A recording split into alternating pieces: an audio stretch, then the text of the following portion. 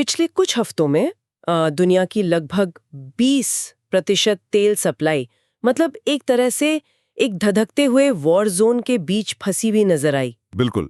और इसका सीधा असर अंतर्राष्ट्रीय बाजारों पर दिखा है। हाँ, कच्चे तेल के लगभग $300 प्रति बैरल तक पहुंचने की भविष्यवाणियां होने लगी। शेयर बाजारों में तो जैसे खलबली ही मच गई। सही बात है। लेकिन इसी बीच एक बेहद दिलचस्प घटना भी हुई। जी। इस संभावित वैश्विक तबाही के बीच से भारत के 2 विशाल गैस टैंकर बिल्कुल सुरक्षित बाहर निकल आए। और सबसे हैरानी की बात यह है कि उन्हें हथियारों या किसी नौसैनिक बेड़े ने नहीं बचाया। बिल्कुल नहीं, बल्कि सिर्फ 4 फोन कॉल्स ने उन्हें सुरक्षित निकाला। तो आज के इस गहन विश्लेषण में हम इन्हीं हालिया भू राजनीतिक घटनाओं और सैन्य रिपोर्ट्स की पड़ताल करने वाले हैं। और हमारा मिशन ये समझना है कि कैसे ईरान के चाबहार में गिरा एक बम, हॉर्मुज जलडमरू मध्य की कूटनीति और अमेरिका के अपने ही सहयोगियों का पीछे हटना, ये सब आपस में कैसे जुड़े हुए हैं। मतलब ये सिर्फ 2 देशों का संघर्ष नहीं है। बिल्कुल नहीं। देखिए, ये एक ऐसा तंत्र है जिसके हिलने से वैश्विक अर्थव्यवस्था के पतन का खतरा मंडरा रहा है। अंतर्राष्ट्रीय संबंधों के पुराने तौर तरीके अब पूरी तरह से बदल रहे हैं।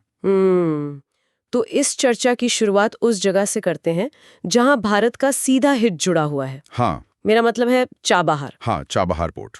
अब तक जो अंतर्राष्ट्रीय मीडिया की रिपोर्ट्स आ रही थी, उनमें ये माना जा रहा था कि अमेरिका और इजराइल के साथ ईरान के संघर्ष में चाबहार के इलाके को जानबूझकर सुरक्षित रखा गया है, एक सेफ जोन की तरह। बिल्कुल, एक वीडियो गेम के सेफ जोन की तरह। लेकिन अचानक अमेरिकी फाइटर जेट्स ने ईरान के चाबहार ट्रेड जोन के पास मौजूद पहाड़ी इलाकों में सैन्य ठिकानों पर बमबारी कर दी। जी। अब मैं सोच रही थी कि यहाँ भारत का इस पोर्ट के विकास में लगभग 25,000 करोड़ रुपए का भारी भरकम निवेश है। बहुत बड़ा निवेश है ना? तो क्या ये हमला सिर्फ एक सैन्य टारगेट को नष्ट करने की कार्रवाई थी, या फिर ये अमेरिका द्वारा उन सभी देशों को एक परोक्ष संदेश है जो ईरान के साथ व्यापार कर रहे हैं? देखिए, ये आकलन काफी हद तक वास्तविकता के करीब है। जब हम 25,000 करोड़ रुपए के निवेश की बात करते हैं, तो हमें समझना होगा कि चाबहार महज एक बंदरगाह नहीं है। ये जो international north south transport corridor है, जिसे INSTC कहते हैं, ये उसका एक बेहद अहम हिस्सा है। अच्छा। ये वो रास्ता है जो भारत को पाकिस्तान के रास्ते से गुजरे बिना सीधे अफगानिस्तान, मध्य एशिया और रूस तक पहुंचाता है। तो मतलब इसकी रणनीतिक अहमियत बहुत ज्यादा है। बिल्कुल। तो जब अमेरिका चाबहार के इतने करीब हमला करता है, तो उसका रणनीतिक उद्देश्य बहुत स्पष्ट होता है। अमेरिका की रणनीति अब सिर्फ ईरान के परमाणु ठिकानों को निशाना बनाने तक सीमित नहीं है। वो उन्हें आर्थिक रूप से भी घेर रहे हैं। सही कहा आपने। वो ईरान के आर्थिक केंद्रों के इर्द गिर्द घेराबंदी कर रहा है। ये दुनिया के लिए एक कड़ा संदेश है कि अब कोई इकोनॉमिक सेफ जोन नहीं बचा है। वाकई, ये तो बहुत बड़ा भू राजनीतिक दाव है। मतलब अगर चाबहार जैसा ट्रेड हब असुरक्षित हो जाता है, तो वहां निवेश करने वाले देशों की पूरी सप्लाई चेन ही खतरे में पड़ जाती है। बिल्कुल पड़ जाती है। लेकिन इस पूरी स्थिति का एक दूसरा पहलू भी है। एक तरफ जहां चाबहार के पास हमले हो रहे थे, वहीं दूसरी तरफ भारत ने एक ऐसी कूटनीतिक जीत हासिल की जिसने पश्चिमी विश्लेषकों को चौंका दिया। हाँ, वो जो हॉर्मुज जलडमरू मध्य वाली घटना है। जी। स्रोतों के अनुसार तनाव इतना चरम पर था कि ईरान ने हॉर्मुज जलडमरू मध्य को लगभग बंद कर दिया था। और सुनने वालों के लिए बता दूं कि यहीं से दुनिया का 20% तेल गुजरता है। एक 5वां हिस्सा, बहुत बड़ी बात है। और इसी भयंकर तनाव के बीच भारत के 2 LPG टैंकर शिवालिक और Nanda Devi 92,700 metric ton gas लेकर शनिवार को वहां से पूरी तरह सुरक्षित निकल गए। और यहाँ ये समझना बहुत जरूरी है कि हॉर्मुज जलडमरू मध्य का भूगोल कैसा है। मतलब ये कोई बहुत बड़ा खुला समंदर नहीं है।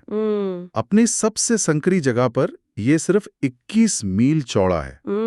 अगर ईरान वहां कुछ समुद्री सुरंगें यानी माइंस बिछा दे या 1-2 जहाजों को डुबा दे, तो ये पूरा का पूरा रास्ता चोक हो जाता है। बाप रे! तो ऐसे चोक पॉइंट से 92,700 मीट्रिक टन गैस का सुरक्षित निकलना अपने आप में चमत्कार है। चमत्कार से ज्यादा ये एक केस स्टडी है कूटनीति की। बिल्कुल। और इस केस स्टडी का सबसे अहम हिस्सा वो तरीका है जिससे ये मुमकिन हुआ।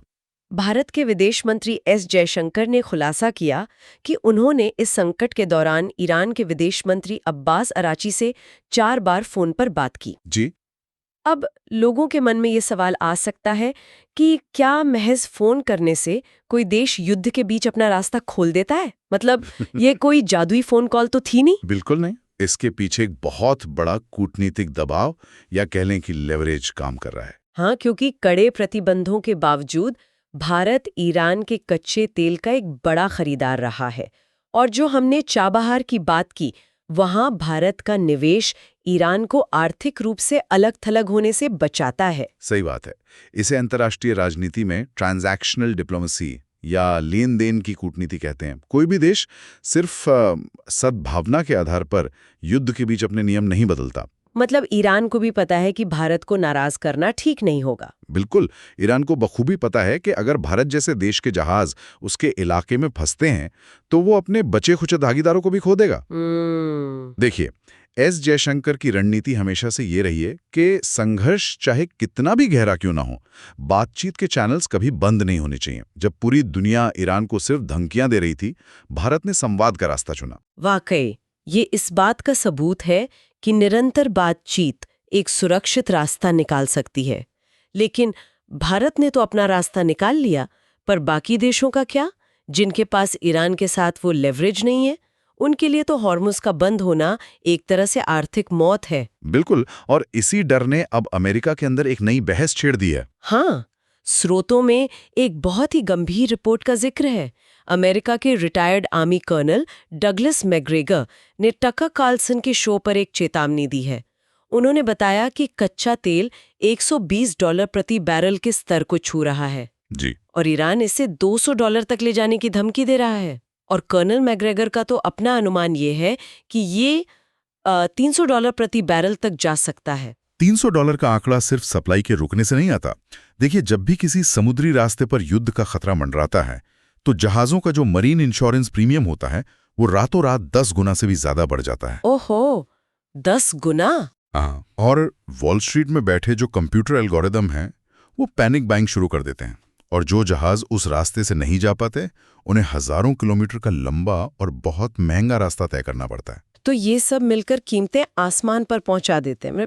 और इस रिपोर्ट में ये भी था कि ऐसी स्थिति में वैश्विक शेयर बाजारों की वैल्यू 60 से 80% तक गिर सकती है। ट्रिलियंस ऑफ डॉलर कुछ ही दिनों में स्वाहा हो जाएंगे। ये मतलब एक भयंकर आर्थिक मंदी का कारण बन सकता है।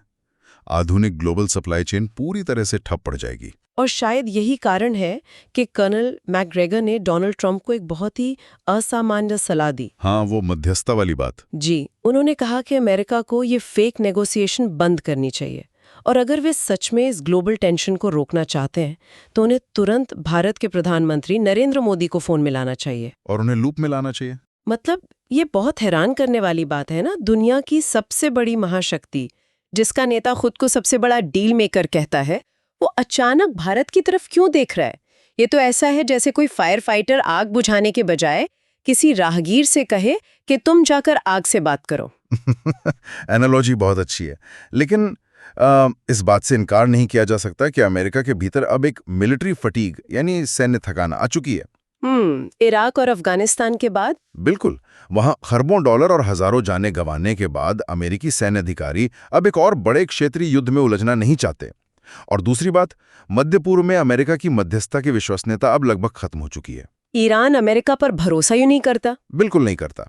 ऐसे में एक ऐसे देश की जरूरत है जो दोनों पक्षों से बात कर सके, जिसका दोनों तरफ आर्थिक हित हो, और भारत वर्तमान में इस पैमाने पर बिल्कुल फिट बैठता है। सही बात है, लेकिन जब हम $300 प्रति बैरल की बात करते हैं तो इसका सबसे सीधा असर आम जनजीवन और रसोई गैस पर पड़ने का डर है। Domestic impact. हाँ, स्रोतों के आंकड़े बताते हैं कि भारत दुनिया का चौथा सबसे बड़ा LNG आयातक है और LPG का दूसरा सबसे बड़ा खरीदार है।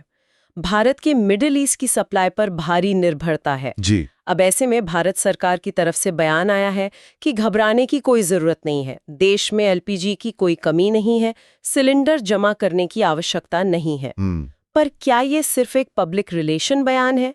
मतलब जैसे टाइटैनिक का कैप्टन कहे कि सब कुछ ठीक है जबकि सामने बर्फ का पहाड़ हो। देखिए, ये पूरी तरह से पब्लिक रिलेशन नहीं है।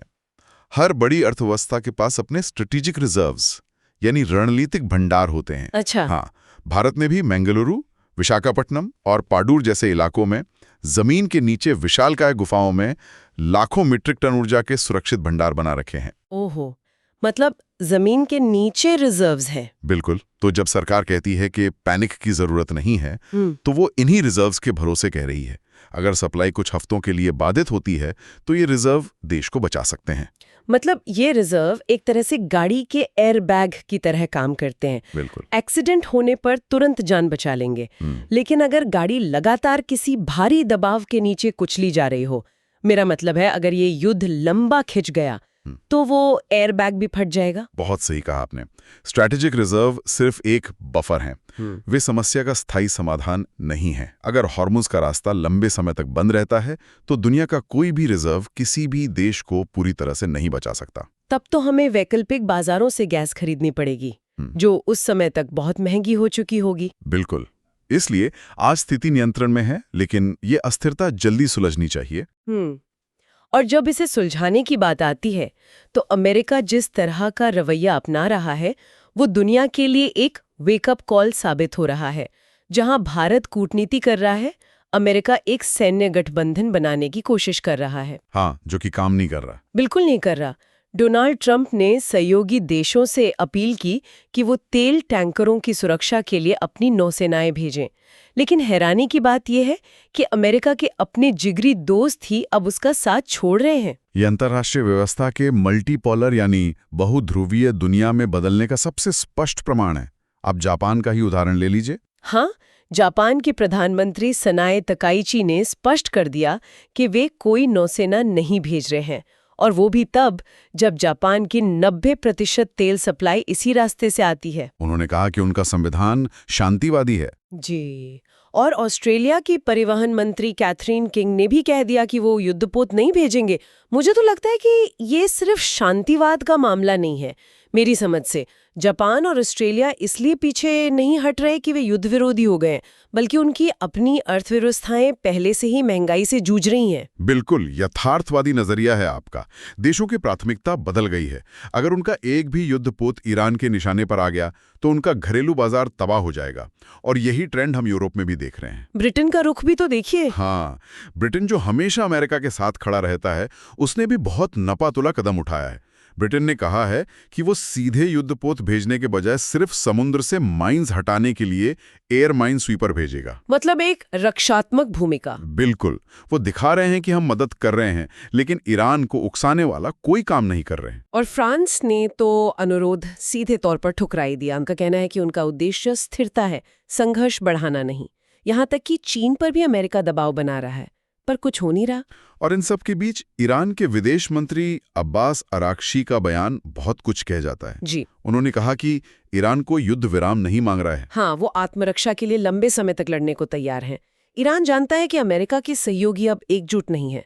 मतलब सिर्फ सैन्य गठबंधन बना लेने से जमीनी हकीकत नहीं बदलती। तो अगर इस पूरी चर्चा को समेटा जाए तो हमने देखा कि कैसे चाबाहार के पास गिरी एक चिंगारी, हॉर्मुज जलडमरू मध्य की कूटनीति, $300 के तेल का डर और अमेरिका के सहयोगियों का पीछे हटना, ये सब आपस में कैसे जुड़े हुए हैं। बिल्कुल। और जब हम इन सभी स्रोतों का विश्लेषण करते हैं तो एक बहुत ही विचारोत्तेजक सवाल सामने आता है, जिस पर सुनने वालों को खुद सोचना चाहिए।